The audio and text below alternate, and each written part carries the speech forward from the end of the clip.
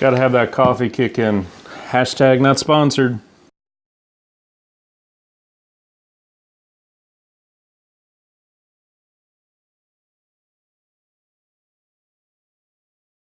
All right, so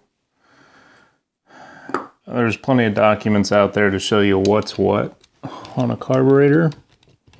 So I'm not gonna sit here and make myself look like a fool by giving you all the wrong names. I will try to list all the documents and videos that I used. There's a few out there that helped. So if they help me, maybe they can help you too.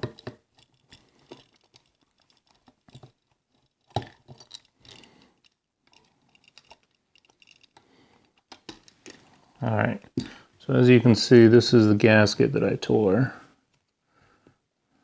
right up here.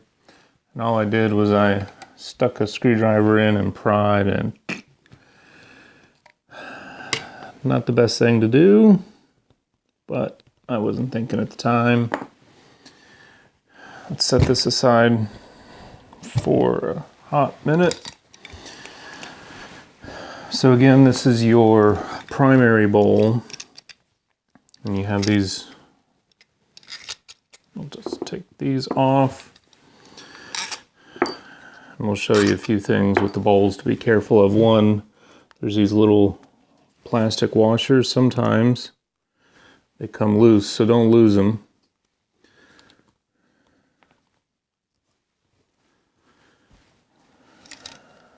Like I said, your fuel line comes in here. There is a nut here. So this is adjustable. It's typically kind of facing down a little bit.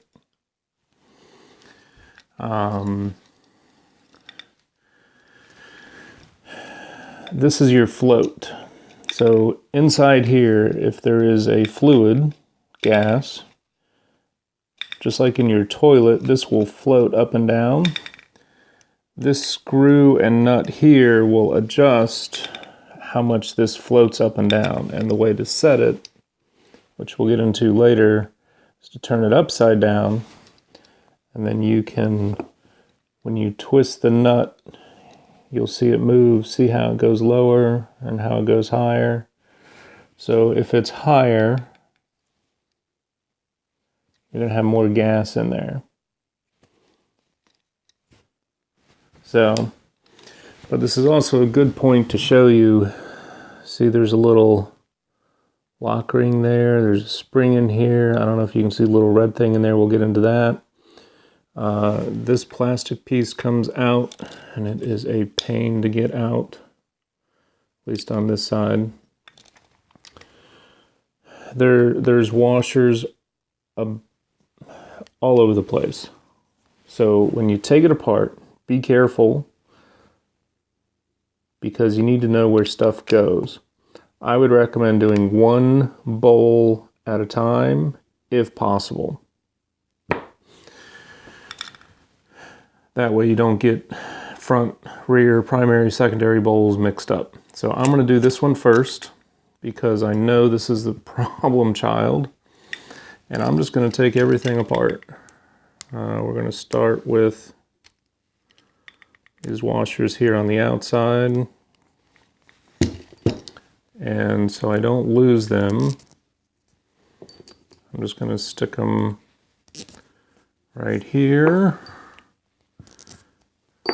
Now, if you're really OCD about stuff, you can absolutely come up with a label, but I'm not going to worry about it because I have a pretty good idea of what's what. Okay, so this is your fuel line. Now this one has two washers. So there's one that goes up against the block. We'll do a little exploded view here. And then there's another one that goes between the nut and where the fuel comes in. So you got two washers there that you need to be careful of. Again, I'm just gonna kind of reassemble without reassembling. And then you will need a flat blade screwdriver for this one. So there is a screw, again, with a washer. That will come off, and if you look closely, you'll see it's more of an oval. And that's because this is an oval because it screws in and out. I don't know if you can see with my big fat fingers. There's that little plastic thing that sits in there. Might be easier to see what it does. When I twist it, it twists up and down. And then there's that spring there that the float sits on. So that's all you're doing is adjusting how that sets in there. So I will take that off.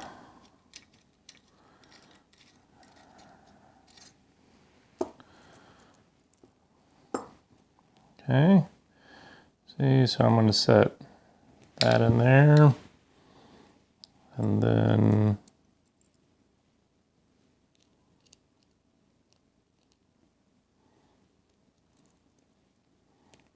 just so all my washers stay together,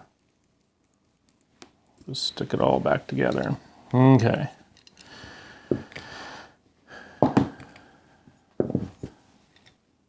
We have 4 screws here. These don't always come off this easy. This is already pre-loosened because I was trying to troubleshoot it. So they might be a little harder to take off. But these screws have lock washers under them.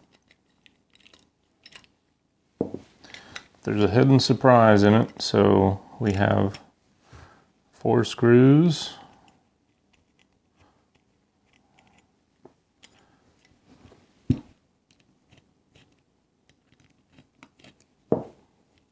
Four lock washers.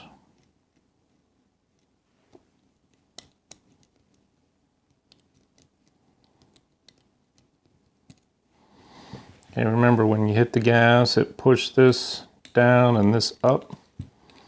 Inside is a diaphragm. So when it pushes up, it pushes against that diaphragm, which has a gasket built in and a spring inside.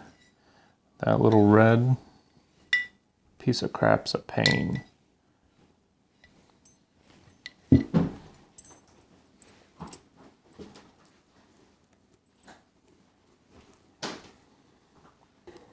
It's always nice to have a fan drop by the house as you're working and filming and interrupt your hard work, but it's okay, Dad. I love you. Appreciate all your support.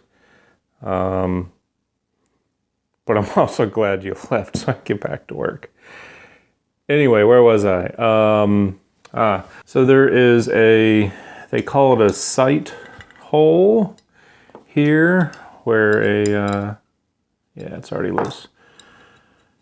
So what you're supposed to do is take this screw off, and there's, again, another washer.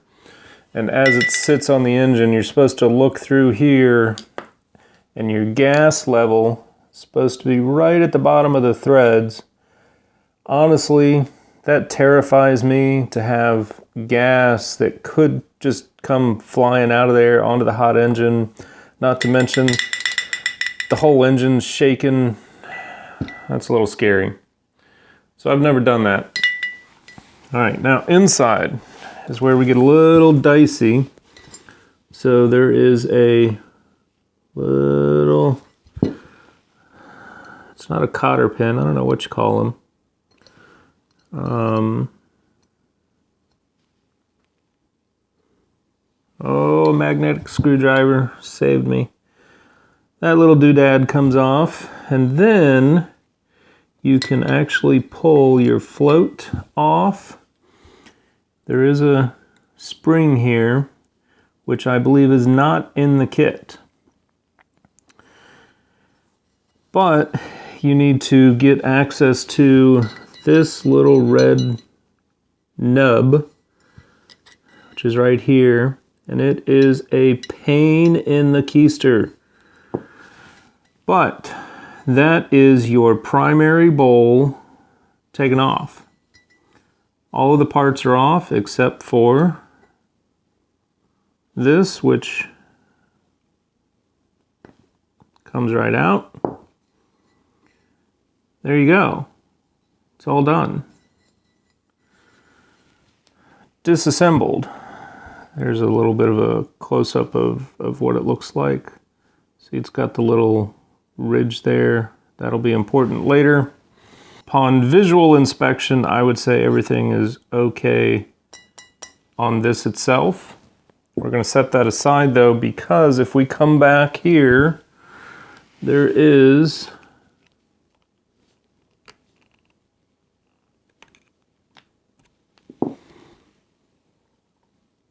another piece.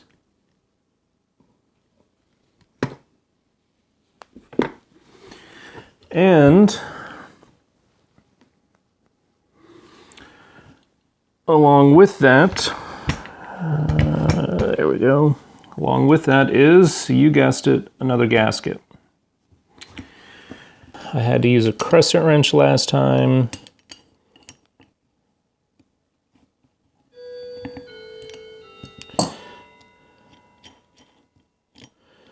So you got that with, surprise, surprise, another gasket.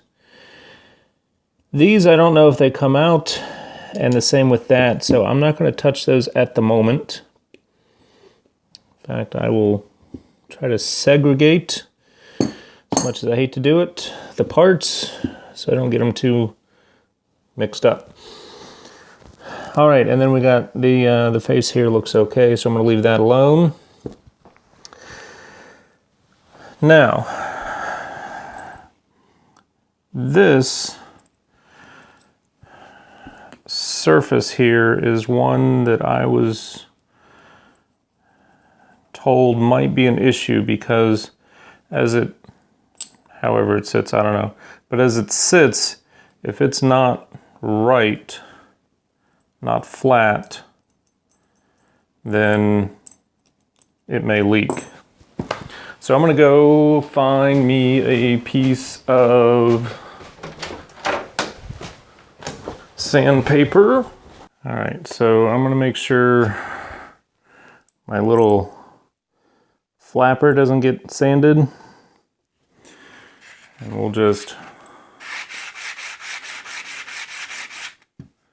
hit it, let's see what we got. Definitely curved.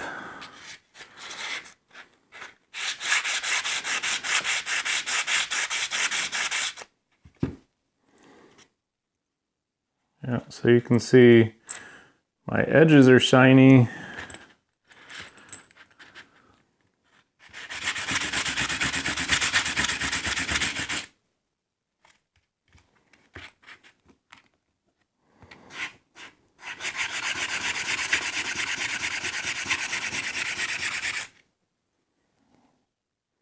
So you can see everywhere it's nice and shiny. It's flat, but right in there, we got some issues. All right, that looks pretty good.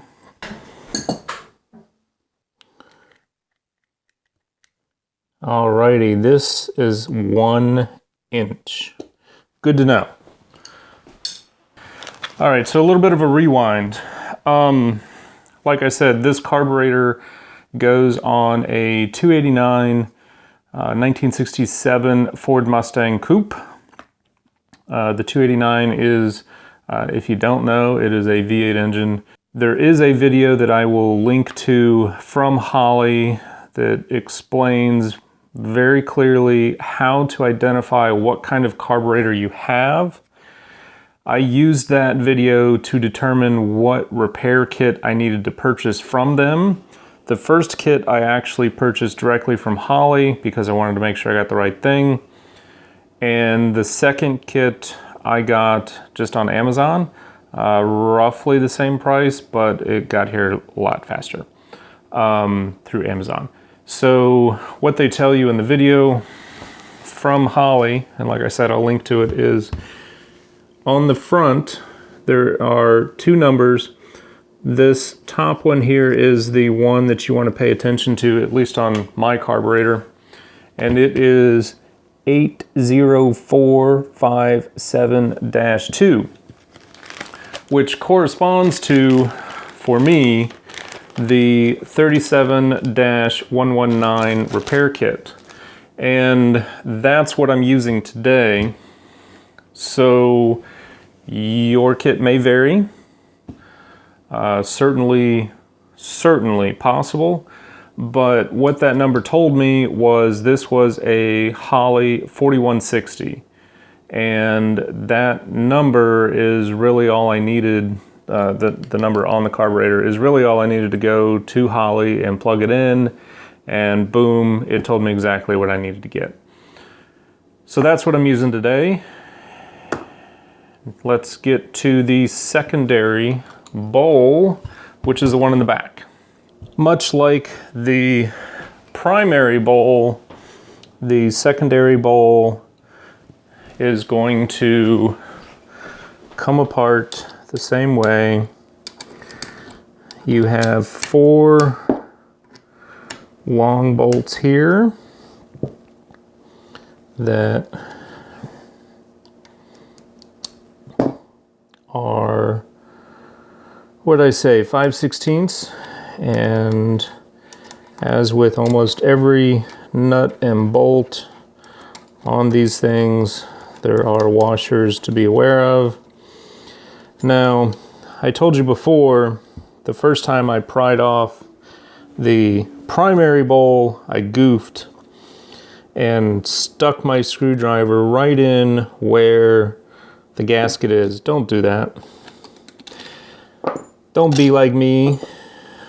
You can use your hands or be nice and gentle and figure it out.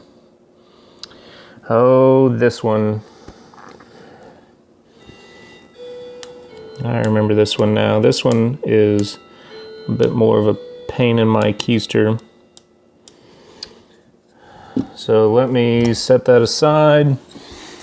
And just like the other one, we will disassemble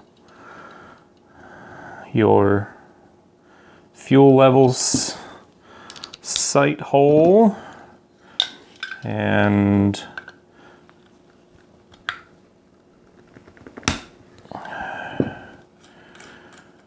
I have a bigger flat blade over there. I just choosing not to use it.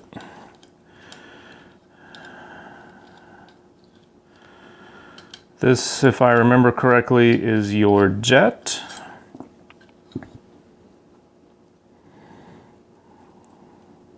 And I will also take a moment now to once again reiterate, I am not a professional. So if I use the wrong term, that is why, because I am not a professional. So please don't expect me to use the right terms for the right parts and all that stuff. I almost want to say I don't know what I'm doing, but I have taken this apart before, so I kind of know what I'm doing. Just enough to be dangerous. This is the part that I remember now is a pain in the butt. What I learned was a small screwdriver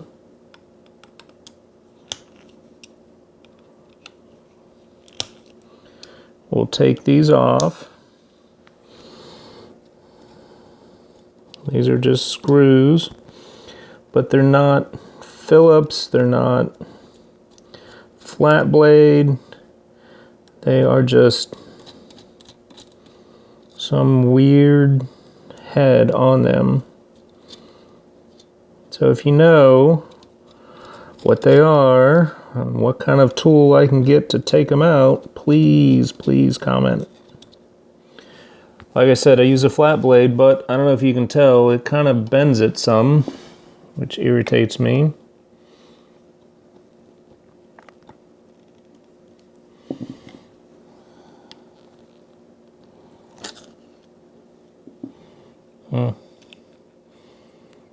A little bit of gas in there.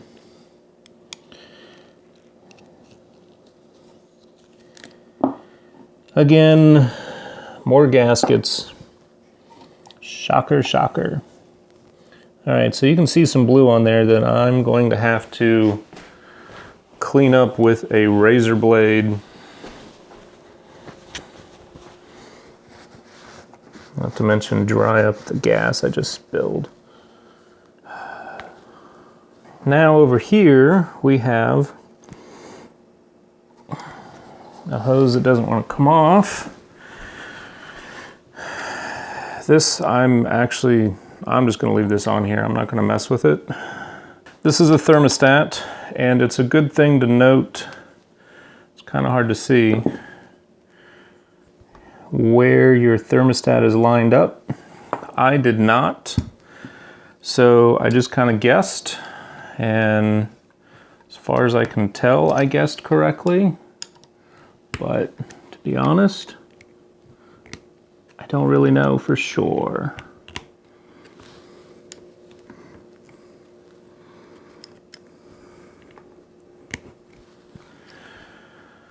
All right.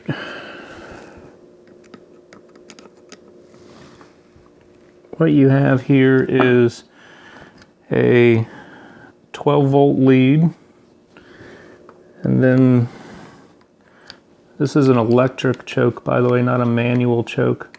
Do you see how that spun right there? As soon as I loosened up this brass ring here keeps it tight in a set spot, because as soon as I take this apart, I will show you. It is fun stuff inside, but it's okay. It is totally workable. Assuming, of course,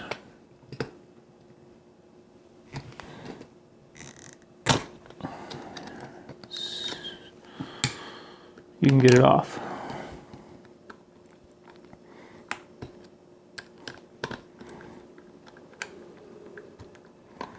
Now, I will tell you, this brass ring around here makes it very difficult to tighten the screws here. However,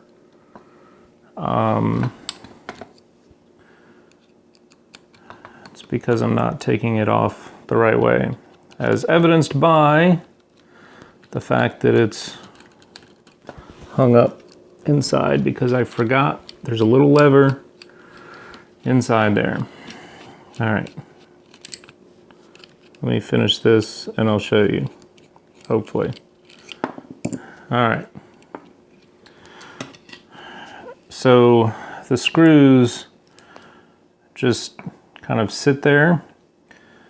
The ring, there's a, I don't know if you can tell, but there is a certain way. See how it kind of bows down? That's how you want it on there, so it applies pressure. So there's your 3 screws for that. There's a spring inside of here for your thermostat that hooks onto this. So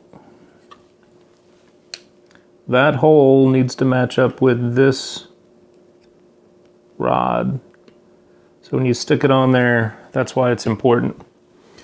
Now we have 1 screw, come on, 2 screws with the wire, 3 screws. Okay. Pull this little cotter pin out. I hope you can see it, but it is right there. What that lets you do is pull it off of this rod, which runs that thingamabobber up there. Okay.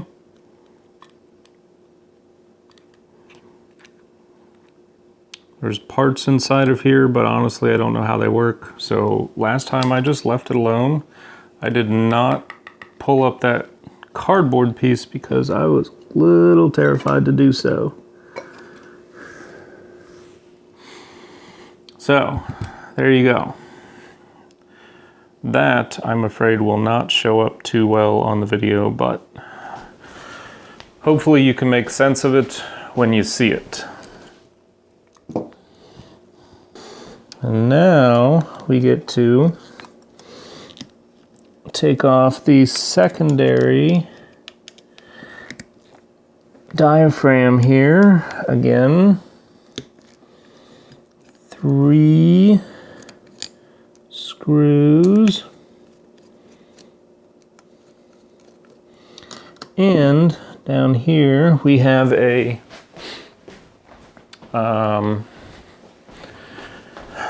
C, is that what they're called? C-rings?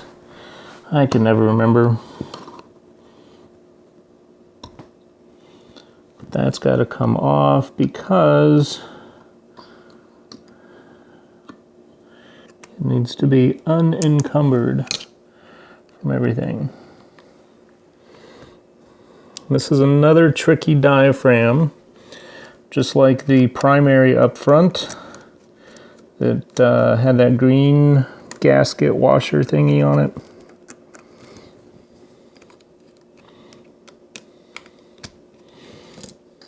Okay, so again, 3 screws.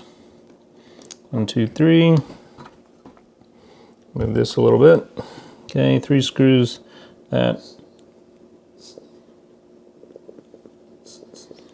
comes out right here.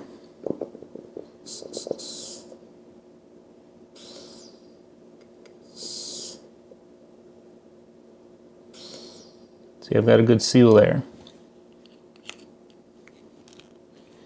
Okay, and there are 4 screws on the top of this diaphragm. There's a spring inside, and then here's your diaphragm. That's what it should look like.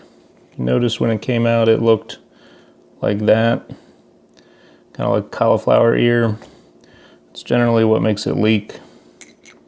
So anyway, and it does come in here a specific way. We'll get into that. There's a little notch here next to a hole, so you can see if you spin it the wrong way, it blocks that little hole right there. All right, let's get this out of the way. All right, you bored yet? We're just getting there. Simple yet complex.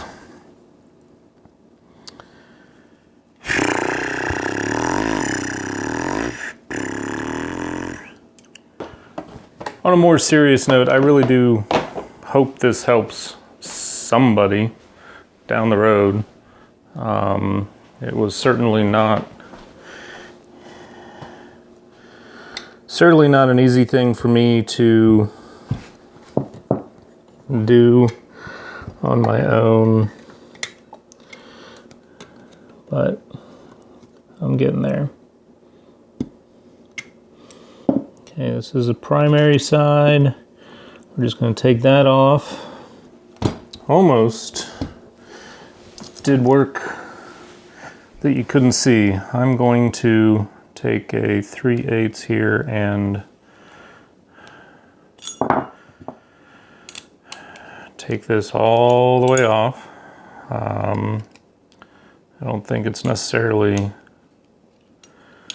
part of the restoration or the repair, etc. But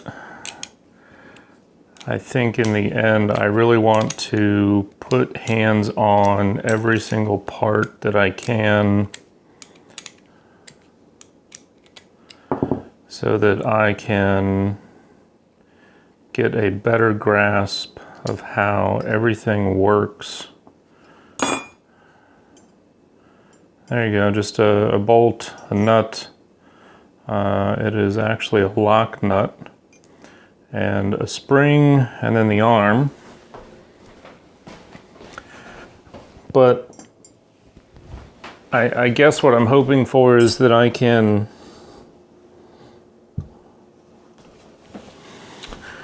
do it right. Get everything kind of where it needs to be. I do know this screw here adjusts the idle, so this is your gas, run, run, run. And this adjusts your idle, so when you screw it in, it gives it more gas. When you screw it out, it gives it less gas. That's all. But I'll be honest, I'm just going to leave those there. Same with this here. I know that you can adjust them in certain ways, but that's a little bit beyond me. There are also screws underneath here that I will take out, because I believe there is a gasket under there. Let's see, screwdriver.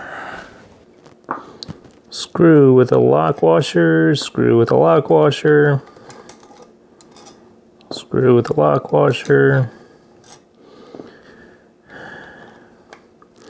You know who would be great at this? Jerry rig everything. But he's had a lot more practice than me. There we go. See, there's a gasket in there. I knew.